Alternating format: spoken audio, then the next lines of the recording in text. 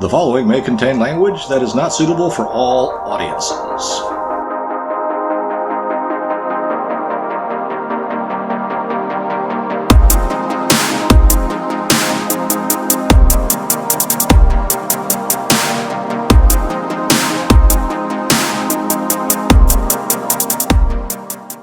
It's time for the Low Fact Podcast.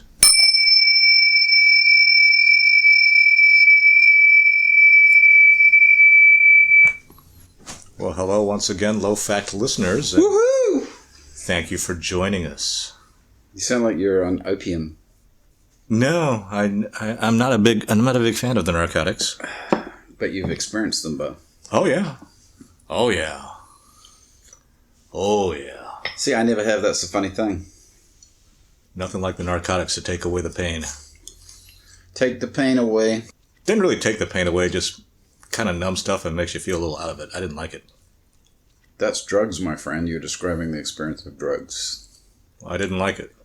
The only saving grace of the narcotics that I was on was because they were prescribed. I was a captive audience. I couldn't leave. Dude, you're like the opposite of most people who enjoy drugs. That's why they take drugs, because they enjoy the... Wouldn't I be the opposite of people who enjoy drugs? Not even most, just all? Yeah, because that's what drugs do, right? They help you to just kind of not think about shit. Oh, I was still thinking about it. Well... I just felt out of it. I didn't like it. Well, that makes you different from a vast portion of the population, too. Oh. So, before I get started on what I was thinking about talking about today, I'd like to I remember... Here we go. What? I just have a feeling. About what? Say what you're going to say. I just have a sinking feeling about this question. Well, no, it was... I was watching Tucker Carlson a while ago, and he keeps on talking about how contrition is the first part to fixing the problem. Contrition? Or to fixing a problem. And as I thought about it, I'm sitting here going, do I know what contrition means? That means being sorry for your actions, doesn't it? I thought it was either that or... Well, I thought that contrition was a little more involved. Okay. You know, to me, contrition, I don't know, is the point. I mean, is contrition merely like acknowledging, yes, I made a mistake, I did something wrong, I pulled a boneheaded move, something went awry because of this thing that I did that was incorrect. If that sounds right. If that is contrition, I'm okay with that. But whenever I hear people use that word, for some reason in my mind, I get this image of the Japanese performance of apology, you know, sumimasen. Which literally means like, you know, my bad. Mm-hmm. but you know, they go a little over the top with it. Are you talking about harakiri? No, that's totally different. Oh. Well, I can't find... Oh, here we go. Contrition. Okay. The first act of the penitent as a hope for God's mercy, as the work of God, as turning from evil, as turning toward God. I guess that's the religious definition of contrition. Well, that doesn't help me. We need a secular definition of contrition. Do you want me to look one up? No, because we are low fact. So if contrition is merely just, oh, I made a mistake, I did something incorrect. Right.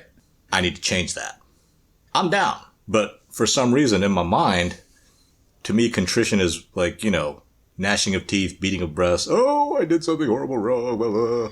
I think that's a different word, a different thing. When I think of contrition, I think of I think of the bowing down and asking for forgiveness. Like, that would be an act of contrition, right? Like, forgive me.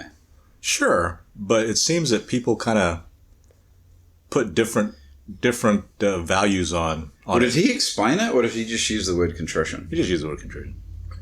If it was just forgive me, I don't think people really... I think people demand a level of performance depending on the deed, right? I parked my car in somebody else's parking spot. Ooh, sorry, my bad. That's enough. Let me move my car. Right. I don't feel like many people would think that's enough if, you know, I looked away and I ran over somebody. I think if you come out of the car going, oh, sorry about that, they're not going to be really happy. My bad. Yeah, they're not. Nobody's going to be really happy. Like, he doesn't care. Sorry I ran over your toddler. Funny that you should go straight to that, but okay. I don't know why. You like the extremes. No, I do not. You're the one that always has the extreme examples. I like giving the extreme examples because it always, throws people off.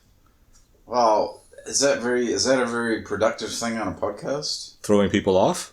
Throwing me off? No, because throwing you off is just too easy. Whatever, dude. You're such an ass. I'd rather be an asshole than a douche. I still am not clear whether or not these are just definitions that you made up. Could very well be. I mean, you kind of looked it up on Google, but I felt like it was your definitions when we were talking about those things. I don't look stuff up on Google. For those of you who haven't, you're going to have to go back through the archives and listen to our definitions of asshole, douchebag, and zealot. But that's kind of all I had about the contrition thing. The other thing that I wanted to talk about was early this morning, I was listening to the National Public Radio, or American Pravda, as one of my friends kind of called it, and it stuck with me because I love it. Mm-hmm. And there's a big hubbub over, I guess, recently, a district court judge in Texas kind of struck down, whatever he did, he's opposed to the Texas state law. Okay. Saying you can't do it. Every one of these commentators are talking about the constitutional right to abortion. Now, it's been a long time since I read the Constitution. And not once in ever of my reading of the Constitution and all 20-some odd amendments did I ever see, thou shalt have the right to an abortion. And this made me go back to thinking about the manipulation of language and the kind of just saying stuff. Right. Just because you say something, don't make it true.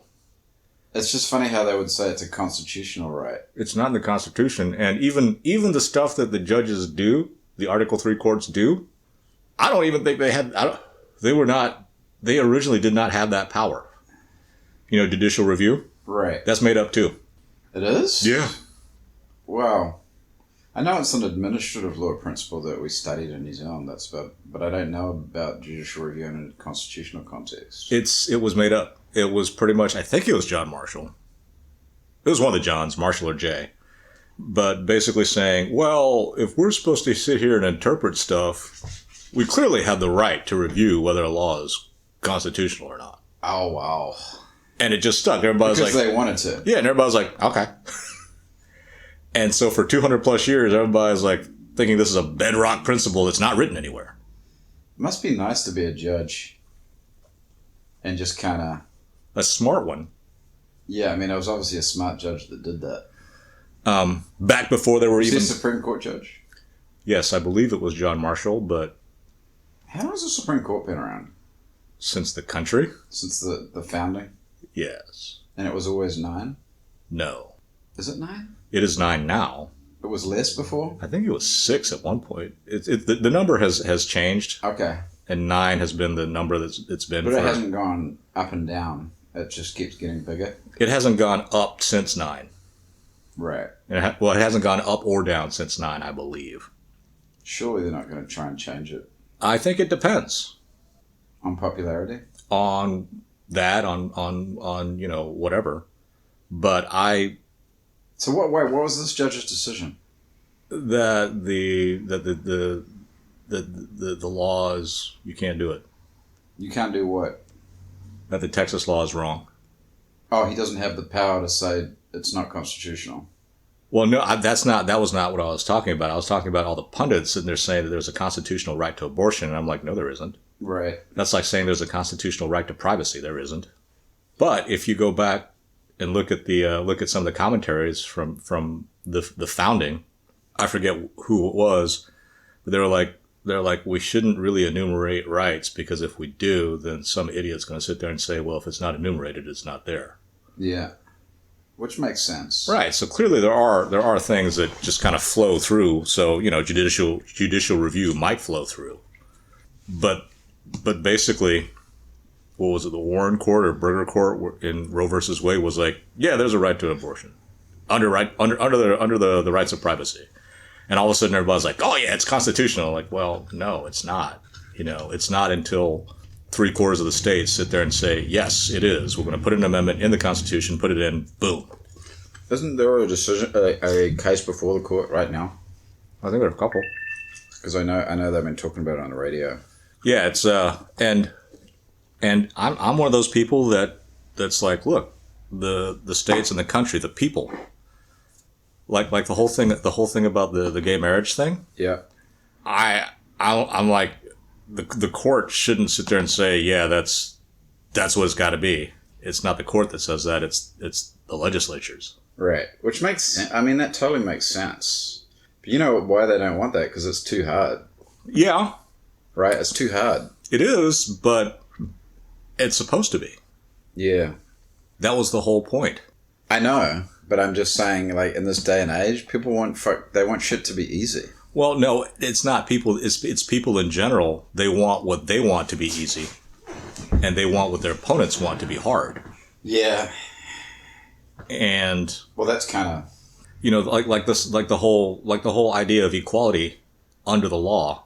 That's a legal fiction that I'm okay with. Whereas corporations being entities is a legal fiction that I'm kind of not okay with. Yeah. Actually, no, I'm okay with it. But a lot of the stuff that businesses and, full disclosure, I have taken advantage of certain business activities that is because you were a business. Well, that's considered legal, like the S Corp, the limited liability company. Well, the S Corp is the big thing. Right. And I'm just like, well, if you're going to have an entity that's supposed to stand alone by itself, then I think there should be some hoops. Yeah. And doing an S Corp, which is very beneficial to a lot of small business folks, I'm like, well, because I also think that if a corporation does something that's quote unquote illegal, then that corporation needs to be dissolved. Which doesn't happen. Well, it never happens. No one wants dissolve a corporation. I mean, can you think of all the giant corporations that would have to go away and get restarted for every time they did something that was wrong? Goodness. Yeah. Or considered illegal? You know what? And this is a bit of a change in tack, but it's something that's been on my mind this week. It's funny how people everyone sees that a company's on the one hand they look at companies and say, oh yeah, companies shouldn't just be about making profits, but I'm like, but that's what companies are. That's the whole point of the company. That's why we established companies. So why is it such a fucking dramatic revelation to you that's what a company's doing, right? Like, I don't get it. I don't get why people get so upset about that. Well, I think it's like a company's a person, right? Well, legally it is. It's a legal fiction. A company is a separate entity, and but it doesn't have feelings. No one ever said it does, or at least no one in this room. But I understand what you're getting at. Well, it's the notion that a company is supposed to be a good actor, right? A notion that a company is only supposed to do good stuff, right? And isn't supposed to do anything that's untoward or do anything that's about maximizing profits over other things. Well, I guess people don't think through the whole term of legal fiction. It's a fiction. And to think that a company can be moral because it's made up of people. Because I remember I had a conversation with someone many, many years ago in college. And I was like, look, this whole idea of having a moral government, I think is crazy. And the response was, but a government is made up of people. And I was like, yeah, people, not person. You can find a moral person. In fact, I think all people are probably moral in one sense or another. But you start adding more people, then that morality just kind of goes down and goes down and goes down until it disappears. Right. And why is it such a dramatic revelation, when everyone's like, oh my God, this company's, they seem like they're just about profits. I'm like, well, How naive can you be? Sitting here right now, you know what I think the answer is? What? I think it's an act. From whom? From the person belly aching about how, Because if it was their company, you don't think that's what that would be about? What do you mean? Like, if I owned a company and then I sat there and was like belly aching about another company and how they shouldn't be making all these profits, you can be damn sure if it was my company that I would be all about that. And I think it also makes a difference between how big that company is. Is your company the corner gas station or barbershop, or is your company Ford? Right. And are you the only owner of it? I think that's the big difference, because the corporate form, the amount of money that was being made before corporations were invented pales in comparison. The before and after. Right. When it was an individual that had to own a business and that individual was responsible personally for all possible things that could go wrong. Right. Lose your house, lose whatever. And then somebody was like, hey, let's invent something that shields liability to the individuals, and it's all on that entity. Money being made hand over fist. Right. Oh, your company caused like giant oil leaks that killed all these creatures and destroyed all this property. Well, you have to go to the company, not the people that own stock, but the company. Whereas before, if it was an individual, right, if it was just some guy hauling oil, yep, and his oil truck caused a big accident, and back in the olden days when it's horse-drawn carriages and all these horses and carriages got into a pileup. I'm imagining a pileup of 20 horse-drawn carriages with horses and people like, ah! That's funny. And then, that person has to pay for all that out of their pocket and savings. Totally different, right? Kind of like suggests that companies aren't very good. I think things are what we make them and what we allow. And as long as things are going good, we don't care. Think of when was it? When was it when all those red light cameras were just popping up everywhere here in California? It was like 8 years ago. I think it was before that when 10 years ago. Well, whatever it was, when all the municipalities were just flush with cash, and they were all contracting with that one company out of Arizona to put the red light cameras up. Oh, there were so many everywhere. And then things kind of went bad. Municipalities had no money. All of a sudden, we got all these red light cameras that don't work. And your point is what? I wish I had one, and I think I might have. I never had a point. I thought it was just something funny to say. I'm shaking my head. You do seem to do that a lot. Yep. It's because life is all about. Life makes me shake my head every fucking day. Well, I think we the people make me shake my head a lot. People are idiots. We are.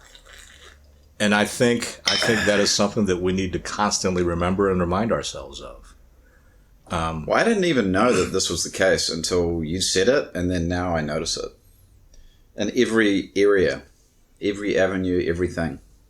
I'm a big proponent of what seems to be the conventional wisdom of non-Catholics about Catholics. Okay. Or even lapsed Catholics. This is going to be an attack on Catholics. No. The whole idea that basically Catholics think, like the whole Catholic doctrine and dogma is basically you're a piece of trash. And, you're this bag of evil that needs to work hard at not being evil. I don't know if that's, as a Catholic, I don't know if that's the case or not. Right, but that's what kind of people sit there and make jokes about. Right? Oh, the Catholic guilt. Yeah. Yes. Yeah. But there's also the Jewish guilt too. Is there? What's the Jewish guilt? It's just if you're a child of any Jewish mother, she's going to make you guilty for everything that you do and say that's not about her or looking after her needs. I think that's different. Okay. So the Catholic guilt. Because the Jewish guilt, I don't think is first of all, I don't think it's limited to Jewish moms. Probably not. I've got an Asian mom, and boy, she can lay that stuff on pretty hard. Okay. Yeah. I'm just like, damn. Yeah.